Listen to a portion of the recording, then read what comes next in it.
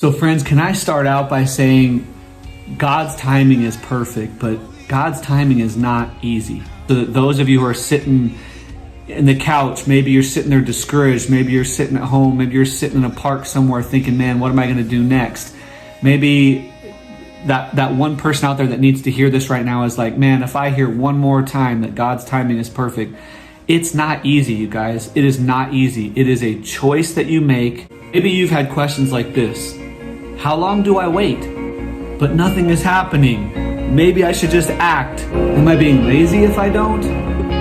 What do I do if God is silent? God can't steer a parked car.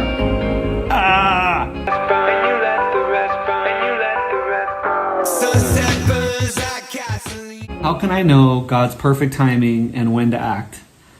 That's what this video is going to walk through. I just want to talk to you guys a little bit about this. Notice the room that we're in right now. I chose this room on purpose because it is nothing more than a storage room. And this video is going to be a little bit like that. Kind of maybe uncomfortable, but no frills, no whistles, just to talk about God's timing and how it is perfect in your life. This room has been a place where I've heard God for many, many years. And I have spent hours and hours and hours in here with the Lord. You're going to want to stay to the end because I'm going to go over some soulish tendencies that many believers do that keep them in the same cycle when God is wanting to break them out. So friends, can I start out by saying God's timing is perfect, but God's timing is not easy. I just want to throw that out there in the beginning of this video so that those of you who are sitting in the couch, maybe you're sitting there discouraged, maybe you're sitting at home, maybe you're sitting in a park somewhere thinking, man, what am I going to do next? Maybe that one person out there that needs to hear this right now is like, man, if I hear one more time that God's timing is perfect, it's not easy, you guys. It is not easy. It is a choice that you make, and it takes a lot of patience. And once you understand the character and heart of Father God, it becomes easier. But it is not easy. Jesus said to his disciples, in this world you will have trouble, but take heart, for I have overcome the world. He also says to them, within a few paragraphs of that, he says, peace I leave you, peace I give you, but not as the world gives.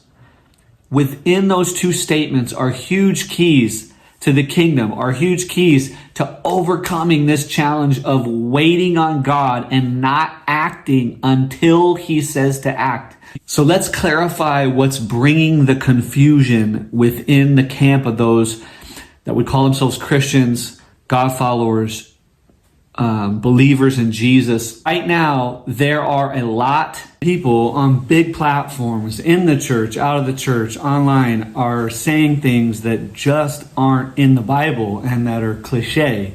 Like, you just can't steer a parked car, or God can't steer a parked car, and you just need to act. And a lot of people in the West, their mindset is, when something's not happening, you just got to make it happen. Let me tell you something, friends. That is actually not biblical. It's not in the Bible. It's not what you're supposed to do in the kingdom of God. It's not how you build a relationship with God. And I mentioned in a lot of other videos that you guys can see here about the flesh, soul, and the spirit. And your soul is where the battle is at. Your mind, your will, and your emotions of what your soul wants to do is constantly at war with your spirit. And if your spirit is not able to stay silent before the Lord, you're going to constantly default back to wanting to respond and act. So let's clarify when we should act if God's silent. We should continue to act only as our God calling in our life and as believers in the kingdom of God while he's being silent. If you acting is so that you can continue to chase your own soulish ambition or just simply to find the answer that you want, that's not when you should act.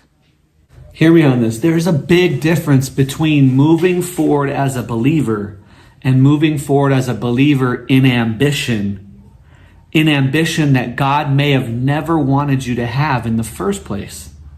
Let's take a look at some stories in the Bible so we can define this difference and you don't have to just take my word for it.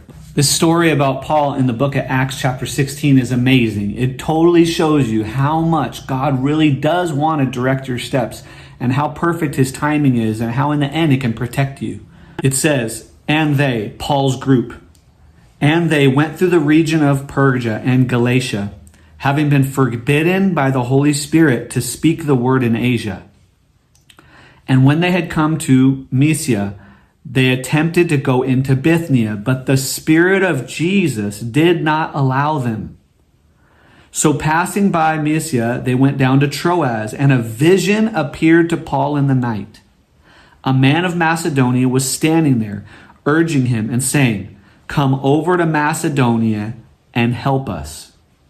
And when Paul had seen the vision, immediately we together sought to go into Macedonia, concluding that God had called us to preach the gospel to them. How did they seek? Through prayer. That's been the evidence of Paul's life and his group of his disciples. So the word sought there means with prayer and fasting. All right. Also, it was a vision or a dream, right? We talk about those in other videos.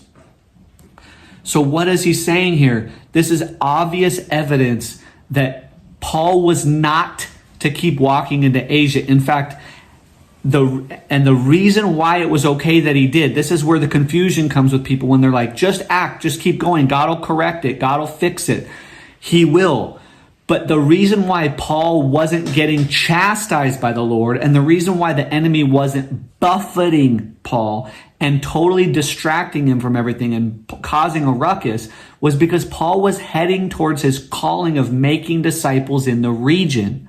So the timing for Asia was not now. Paul was not supposed to go now, but he was supposed to continue making disciples, which was the point of the vision. The vision was, Paul, you're getting excited and you're going outside into the greater parts of the world and it's not your timing yet. So I need you to go back to Macedonia.